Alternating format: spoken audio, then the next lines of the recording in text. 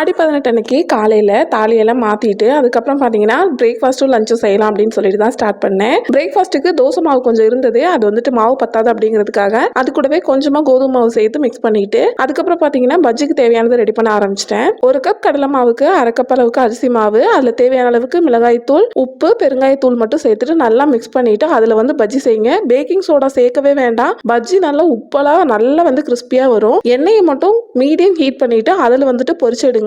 பஜ்ஜி பொரிச்சு எடுக்கிற வரைக்குமே வந்து ஆயில மீடியம் ஹீட்லேயே வச்சிருங்க. சிம்ல வைக்கிறதோ இல்ல நம்ம வந்து ஹீட்டை அதிகப்படுத்தி வைக்கிறதோ வச்சிங்க அப்படின்னா பஜ்ஜி வந்து சீக்கிரமா வெந்துரும், பட் வந்து கிறிஸ்பியா இருக்காது. பிரேக்ஃபாஸ்ட் வேலை முடிஞ்ச பின்னாடி அப்படியே லஞ்ச் செய்யலாம் அப்படின்னு சொல்லிட்டு சிக்கன் வாங்கிட்டு வந்திருந்ததை நல்லா மஞ்சள் தூள்லாம் போட்டு க்ளீன் பண்ணி எடுத்துட்டு ஒரு பார்ட் வந்துட்டு கிரேவி வச்சுட்டு இன்னொரு பார்ட் வந்து பெப்பர் சிக்கன் செய்யலாம் அப்படின்னு சொல்லிட்டு எங்களோட ஃபேவரட் ரெசிபி இந்த பெப்பர் சிக்கன். ஸோ வந்துட்டு நான் வீட்டில் செய்யறது பார்த்தீங்கன்னா பர்சனலாக எங்கள் வீட்டில் இருக்க எல்லாத்துக்குமே ரொம்ப பிடிக்கும். உங்கள் வீட்டில் நீங்கள் ஆடி 18க்கு இந்த மாதிரி நான்வெஜ் செய்வீங்களா இல்லை வெஜ் செய்வீங்களா கமெண்ட்ல சொல்லுங்க.